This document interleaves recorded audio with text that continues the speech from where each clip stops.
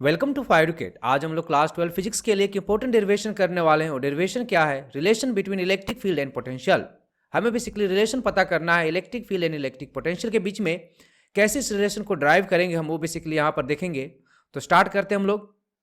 तो ये हमारा डायग्राम है। आप डायग्राम में देख सकते हैं कि यहाँ पर टू इक्विपोटेंशियल सरफेस है, जो क्या है हमारा ए एंड बी है। और दोनों क्या है? सेपरेटेड है किससे? डी एक्स से। यहाँ पर लेट से हम मान लेते हैं, क्या मान लेते हैं कि जो पोटेंशियल है बी का वो क्या है, यहाँ पर वी हमने माना है। एंड पोटेंशियल ऑफ ए क्या माना है हमने यहाँ पर? V plus D V. अब हम यहाँ पे बात करेंगे कि एक यूनिट पॉजिटिव चार्ज को बी से ए तक लाने में कितना हमें वर्क करना पड़ेगा। नाउ हम क्या बात कर रहे हैं? Work done to displace a unit positive charge from B to A। इसमें हमें कितना वर्क करना पड़ेगा वो हम देखते हैं। इस वर्क को लेट से हम बोल देते हैं dw। तो dw क्या हो जाएगा? F डॉट क्या हो जाएगा? dx।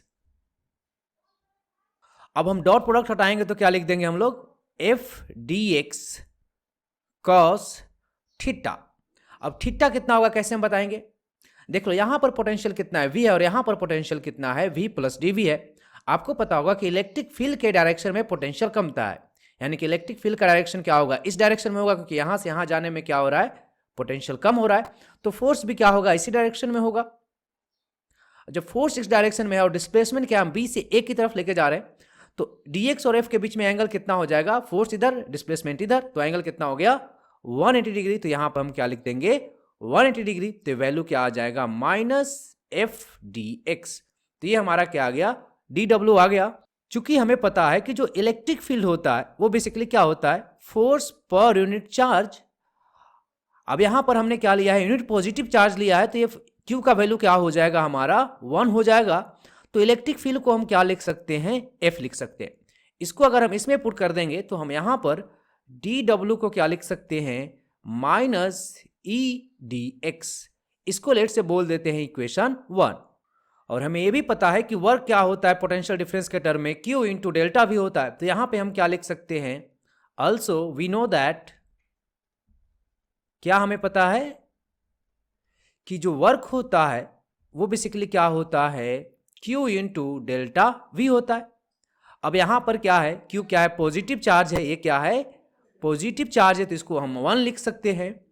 तो डेल्टा W को हम क्या लिख सकते हैं, या DW को हम क्या लिख सकते हैं? Delta V। और डेल्टा V को हम क्या लिख सकते हैं? हम कहां से कहां जा रहे हैं? B से A की तरफ जा रहे हैं। तो फाइनल हमारा क्या है? A है। तो यहां पे हम क्या लिख देंगे?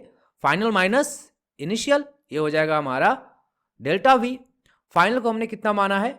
यहां पे आप देख सकते हैं v प्लस डी वी है हमारा, v है, माइनस वी बी कितना है? v। तो v कैंसल हो जाएगा। तो डी डब्ल्यू बेसिकली हमारा क्या आ गया? D V. तो यहां से हमारा डी डब्ल्यू क्या आ गया? डी वी आ गया। इसको लेट से इक्वेशन 2 बोल देते हैं।